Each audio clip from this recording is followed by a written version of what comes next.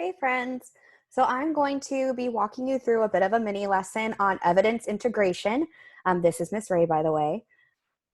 As you are writing your essay this week, these mini lessons are going to be incredibly helpful. So do be sure to go through, watch all of them that are available to you. If you feel like you need to pause and go back to get something a second time, definitely do that. If you'd like to take notes, you're welcome to do that as well. I have shared with you my evidence integration one sheet on the agenda, which I feel like will be very helpful for you. So I encourage you to go ahead and open that, make a copy of it, and save it in your drive so that you're able to access it later when you're writing as well. All right. So opening up with just a quote here from Carl Sagan, extraordinary claims require extraordinary evidence. And that's really just true when it comes to any claim, even if it's not extraordinary. You want to always be able to back up your claims with evidence, back up your thesis with evidence and support. So when you're looking at your typical paragraph, you're going to usually open with the claim, which will support your thesis statement. This often acts as the topic sentence that's in support of that thesis. Then you want to give contextualized evidence. So you need to introduce the evidence with some context, and then provide the evidence itself, which is going to work to help prove your claim. And then finally, the real meat of the paragraph, the most important stuff, is the analysis that connects that evidence back to your claim. So why do you need to have that context? It's really important that you set up what's happening in the story at the time that the evidence is used. You want to orient your reader so that they're not completely lost. It gives you just a bit of brief background to help locate the reader in the text. Generally speaking, when you're writing literary analysis, you want to assume that your reader is familiar with the text, they've read the text, but you are providing them a different way to look at the text. You're giving them new analysis, a new thesis, and a new lens through which the text should be examined. So you don't need to give them an entire book summary. They've read it. The context can be brief and relevant. It's also really important that you have that context because that helps to demonstrate that you are using the evidence in context as well, which works to build your credibility. We want to know that you know what you're talking about and that you have read the text as well. Without context, your reader might really feel lost if you don't have that for them. So when we give that evidence, we need to integrate it. We have to integrate it in our writing. You cannot just let it stand alone. Never just let a quote live between two periods. Don't let it live between two periods. You have options when it comes to integration. There's two primary types of integration. They are standard integration, which leads into the quote or exits the quote using your own words. These are called signal phrases. Or you can attempt natural integration, which is a slightly higher level way to integrate evidence where you take phrases from the quote and use them in your sentence. So it sounds like it flows with your own writing voice. You then follow that with analysis, an examination of and a discussion of your evidence. This gives you the how and the why. How does it work to prove your thesis? This will help your reader understand how the evidence you've selected proves your claim to be true. It's very important that you make that connection for them. An essay should not be a struggle for the reader. There should be clearly contextualized evidence and then clear and thoughtful analysis that connects that evidence back to the thesis statement. Try not to be formulaic in your analysis. Avoid things like this quote shows or this quote says. That's really boring. So be sure that you avoid that. That's formulaic writing. And don't simply repeat what the quote is saying or summarize the quote because that's not analysis. That's just summary. We really want to be sure that we're not simply summarizing. If you want to really enhance your analysis, you can use varied warrants. Warrants are just a way to enhance your analysis and assure that you're using different types of analysis and that it's not too repetitive or formulaic. So it really can just enrich and enhance your analysis. So why do we have to use evidence in the first place? Outside of just the fact that it's part of the assignment requirement and an important thing to learn, we want to be sure that we are supporting our thesis and our claim. The evidence doesn't make the argument for us. We need to then analyze it to make that argument, but we want to support the argument through the use of textual evidence. It provides proof that the claim or the thesis is true. We need to always be able to prove that thesis throughout. That's that focus piece of the rubric. And it also gives us credibility as writers and gives credibility to our thesis and our claim as well. So how to use it? You want to start with selection. Find the best evidence that you need to support your thesis. and carefully select the best parts of the text. You generally want to avoid really lengthy quotes, so you need to abridge your evidence. Assure that you have the most relevant and the strongest evidence. Look for power words and power passages to help you there. If you are using a lengthy quote, you need to double check your MLA formatting. OWL at Purdue is a great resource for you there, but oftentimes lengthy quotes need to be in block quote format. However, for this text, I can't imagine that lengthy quotes would be necessary. And then finally, you need to integrate that evidence into your own writing. Evidence is there to support your argument, not to make it for you.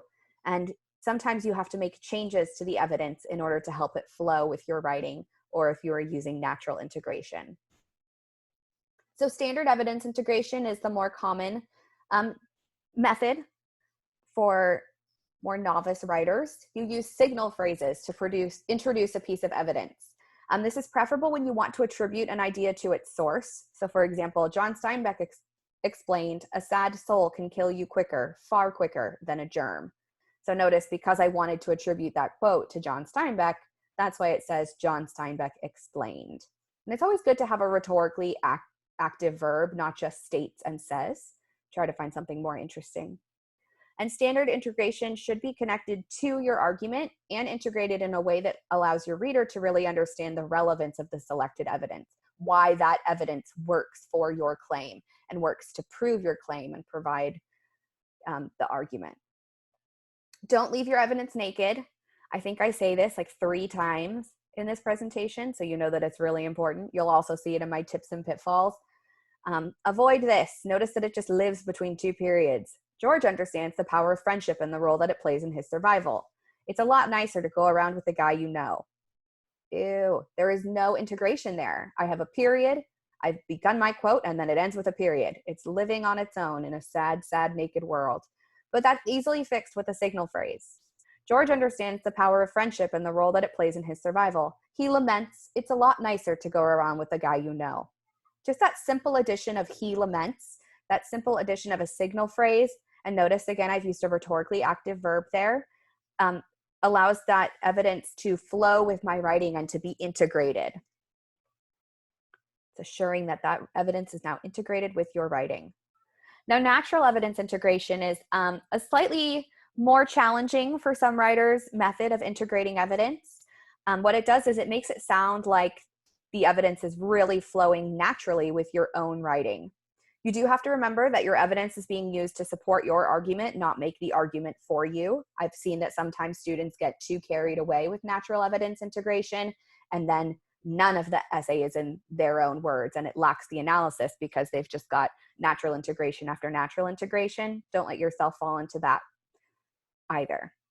If natural integration is done correctly and effectively, if you were to remove the quotation marks, you should not be able to tell where your words end and the evidence begins. It's really flowing with your writing in and of itself. It's natural. It sounds natural. It can also strengthen your writing, and it's often the preferred method in higher education and when you get to the higher grade levels as well. So it's something that it's a nice time to practice it now when you're able to get the feedback on it. Natural integration can also lead to better analysis. It kind of lends itself to better analysis because you're not able to just provide summary.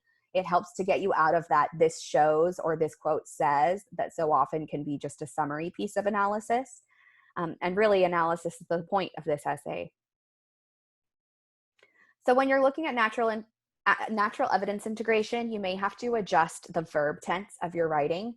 If you do that, you use brackets and ellipses to change verbs or other parts of the evidence where it's necessary. You need to remember that when we're writing a literary analysis essay, we are writing in what's called the literary present, so third person present tense. So you may need to change the verb tense of an evidence selection or a quote to make it flow with your writing. You'll use brackets to indicate that change. So here's an example in standard integration.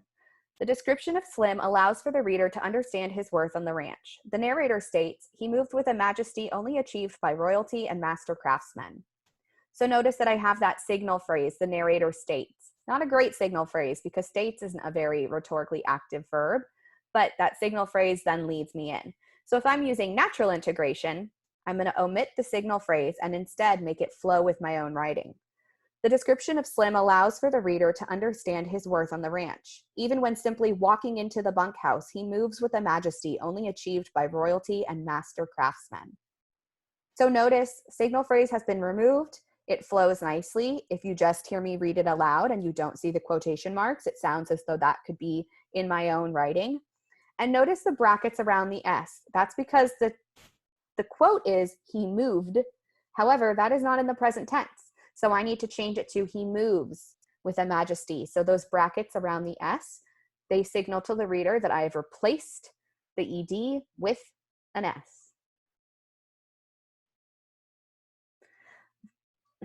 Verb tense also sometimes need to be changed because natural evidence integration allows that to flow with your own writing, and you need to keep it in that literary present, that third person. There are times that you may need to make a change in person. So you use brackets to indicate that change as well. So here's your example in standard integration. Crooks initially doubted the reality of Lenny's dream farm. He says, "I've seen it happen too many times. I've seen too many guys with land in their head." So if we want to use natural integration, we need to change those pronouns from first to third person.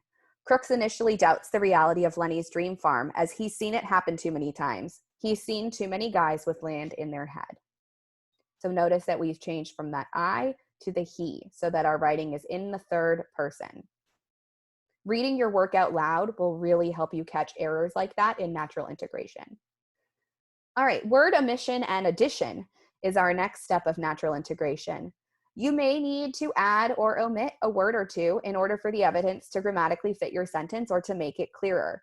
It's really important to note that you can only do this if it's not changing the meaning. That would be very shady. You can't just pick and choose pieces of evidence that totally shift the meaning. This is just to help that grammatical fit and that flow. When you add words, put them in brackets, and if you omit them, please indicate that with ellipses, that ... And again, you can only do it if it does not change the meaning of the evidence. So here's some standard integration that uses omission. Crooks initially doubted the reality of Lenny's dream farm. He says, "I've seen it happen too many times, guys with land in their head." So that doesn't change the meaning of that quote. It just provides a bit of an omission so that the evidence is stronger, clearer, etc. And here's an example with natural integration, which means that I just took a smaller piece of that quote to omit. Crooks initially doubts the reality of Lenny's dream farm as he believes there are too many guys with land in their head. All right, when we integrate that evidence, we want to be sure that we do not lead into it with the location in the text, or we don't want to say, "In the book it says." These are things that are very formulaic and we want to avoid them. So for example, do not say, "On page 86, Curly's wife tells Lenny that if Curly gets tough, he can break his other hand." That's nice natural integration. However, because the way that we are giving context to that integration is so formulaic, it's going to lower that overall evidence score and the proficiency level as well. Also, don't say "in the book." In the book, it says, "Curly's wife came around the end of the last stall." We know it's in the book. We see that from your parenthetical citation. Please do not say this. You do, however, need to provide important context that will integrate your evidence and orient your reader. That's that brief, succinct, relevant context.